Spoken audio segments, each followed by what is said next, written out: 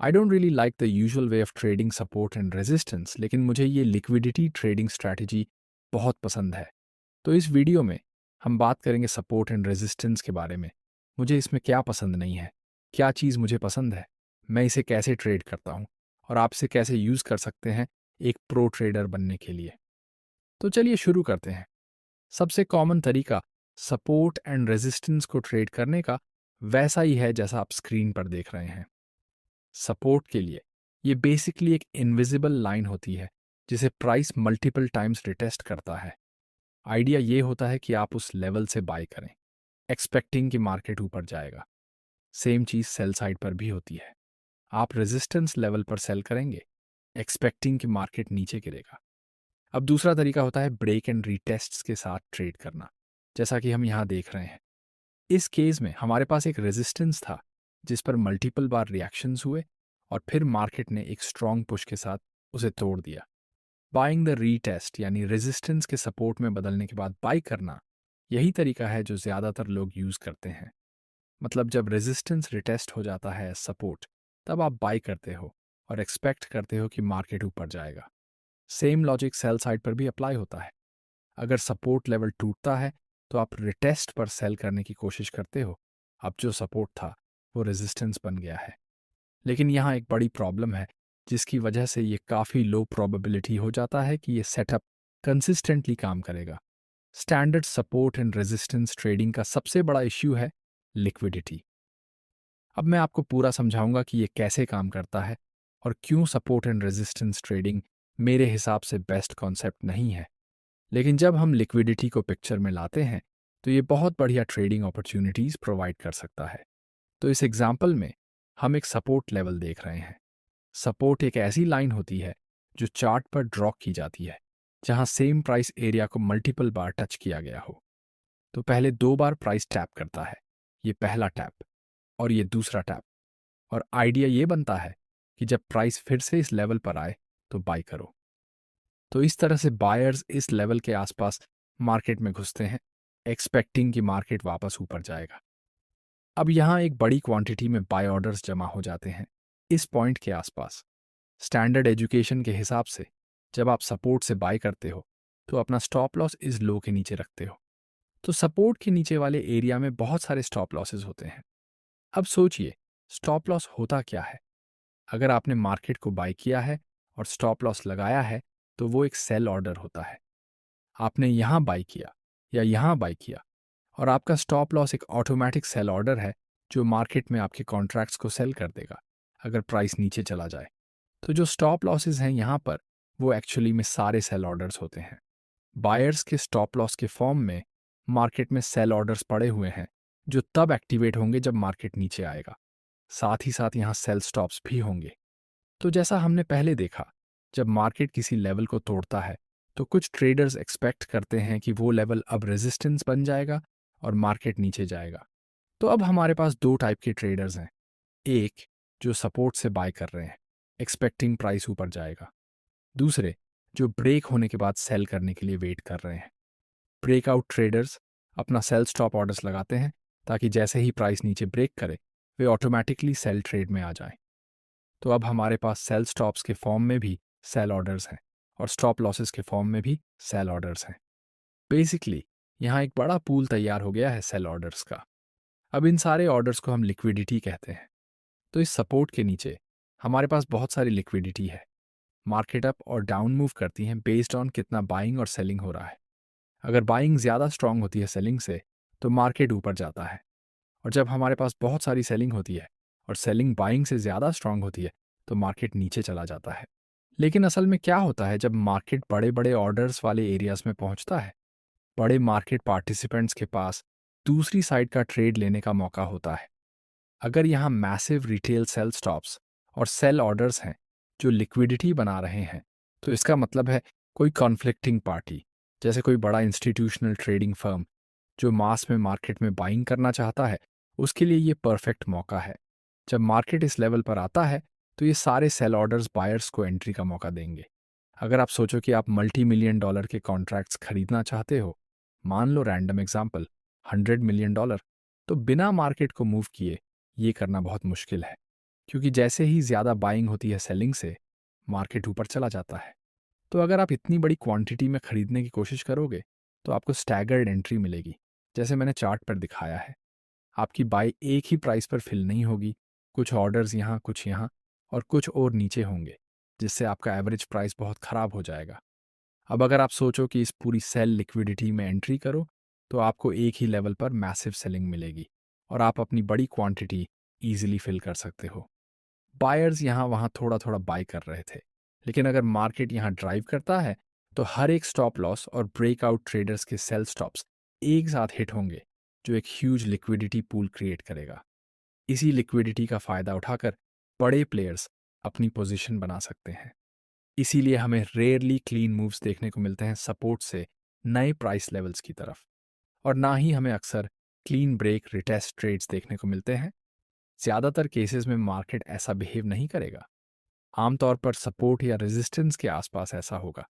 आप ट्रेड में एंट्री करते हो, सब परफेक्ट लगता है, फिर अचानक मार्केट आपको स्टॉप आउट कर देता है और उसी डायरेक्शन में तेजी से मूव करता है जहां आप चाहते थे।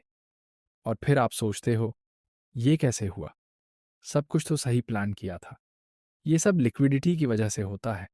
आपका स्टॉप लॉस वहां होता है जहां मेजर ऑपोजिट ऑर्डर्स मौजूद होते हैं। इसीलिए अगर आपने कभी देखा हो कि सपोर्ट रेजिस्टेंस पर ट्रेड करते हुए स्टॉप आउट होने के बाद मार्केट सीधे आपके टारगेट पर चला गया, तो ये फ्रस्ट्रेशन वाली सिचुएशन होती है।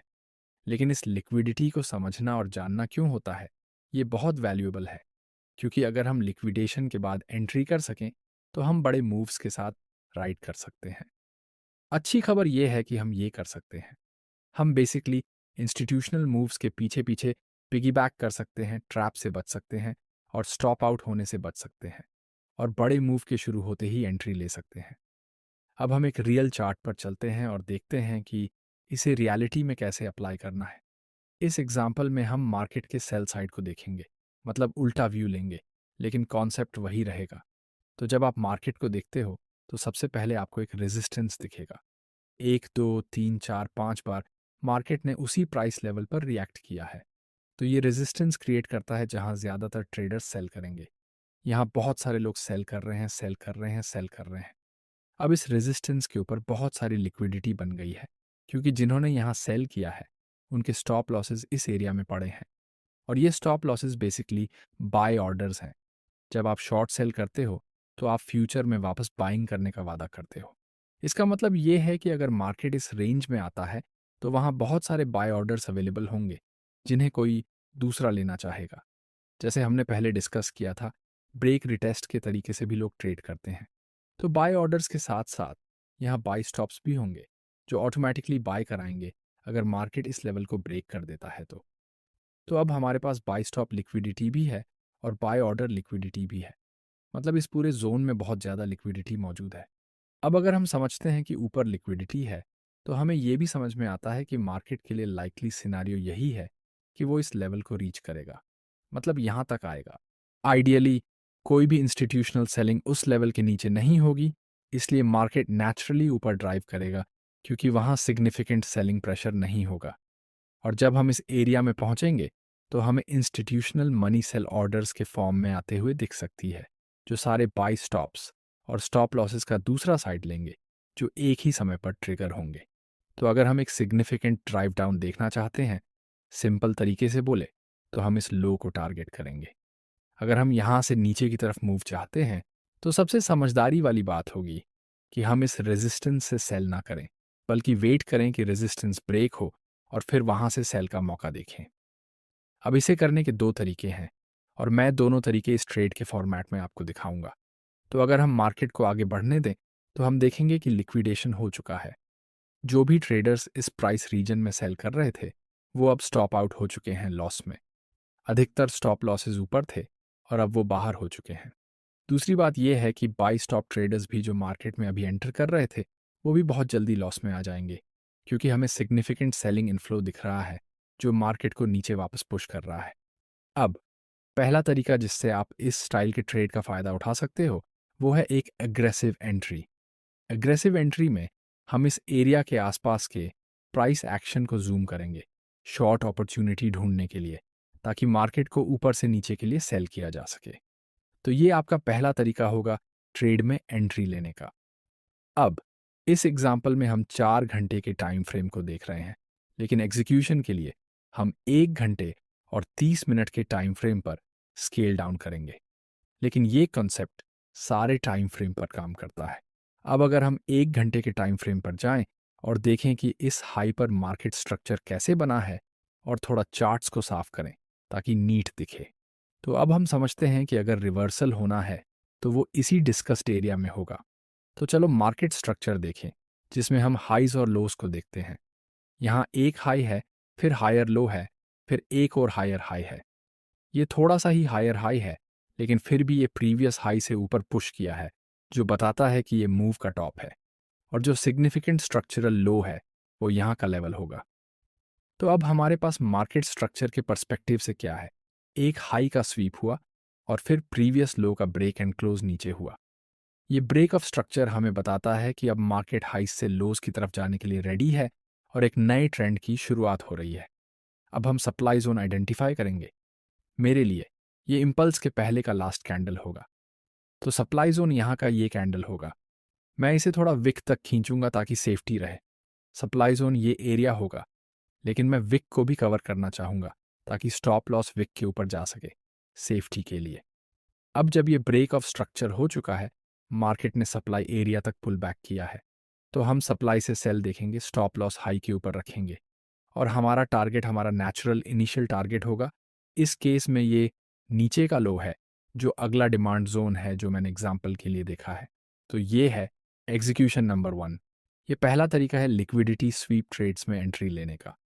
नोटिस करो कैसे हमने रेजिस्टेंस से डायरेक्ट सेल नहीं किया, बल्कि पहले रेजिस्टेंस के ब्रेक का वेट किया और फिर मार्केट स्ट्रक्चर के अंदर एक अपॉर्चुनिटी फाइंड की।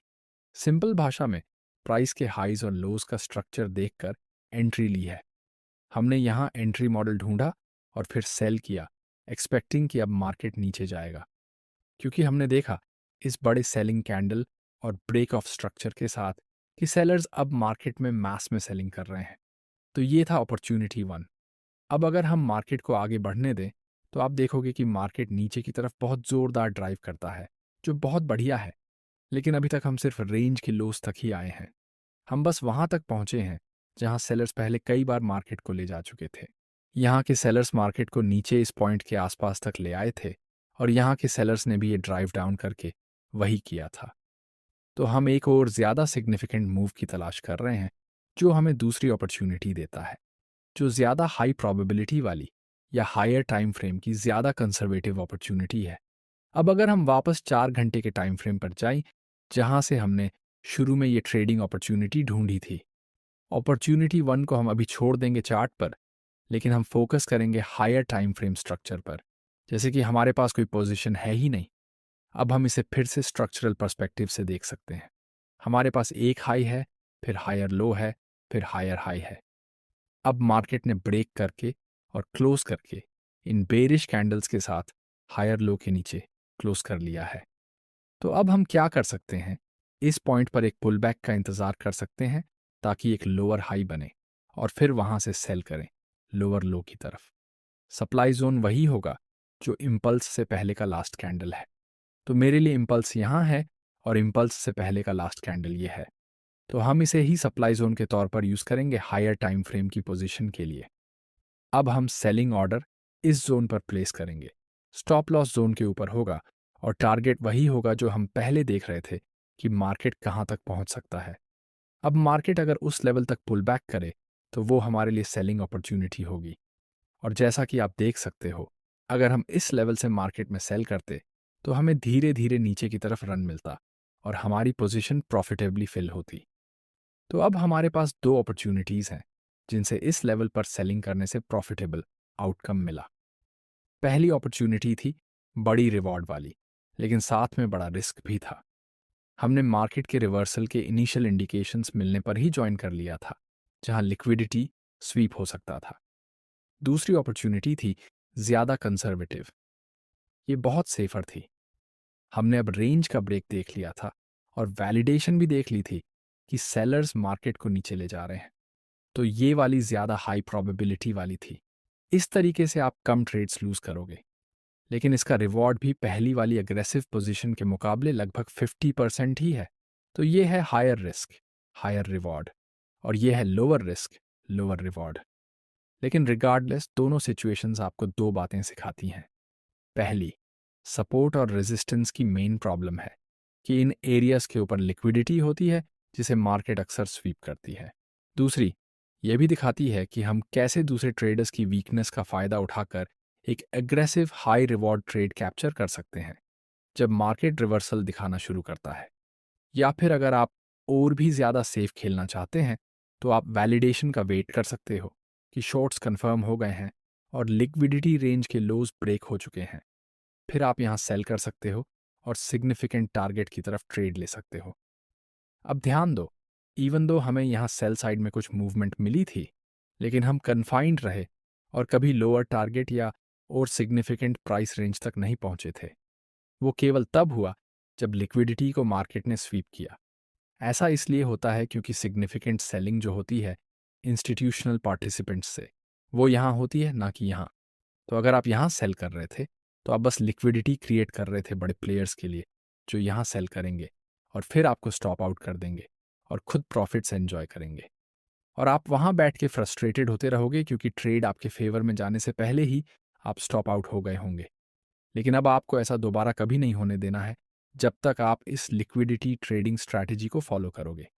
तो सिंपल शब्दों में, यहाँ से सेल करने की बजाय ये सोचकर कि मार्केट नीचे जाएगा, या यहाँ से बाई करने की बजाय एक्सपेक्टिंग कि ब्रेक रिटेस्ट काम करेगा, आपको वेट करना चाहिए कि लिक्विडिटी स्वीप हो और स्ट्रक्चर ब्रेक हो। अगर ऐसा होता है तो आप यहाँ से सेल अपॉर्चुनिटी देख सकते हो। और अगर और भी ज़्यादा सेफ खेलना चाहते हो तो वेट करो मार्केट के लिक्विडिटी रेंज के लोज ब्रेक होने तक, और जब मार्केट पुल बैक करे तब आप एक पोजीशन ले सकते हो, जैसे इस एग्जाम्पल में दिखाया है। अगर आपको ये लिक्विडिटी ट्रेडिंग स्ट्रैटेजी समझ में आई और वैल्यूबल लगी तो वीडियो को लाइक करना मत भूलना और साथ ही चैनल को सब्सक्राइब भी कर लो। अगर आपके मन में कोई सवाल है या आप अपनी राय शेयर करना चाहते हो तो कमेंट में ज़रूर बताना। मिलते हैं अगले वीडियो में, तब तक के लिए हैप्पी ट्रेडिंग।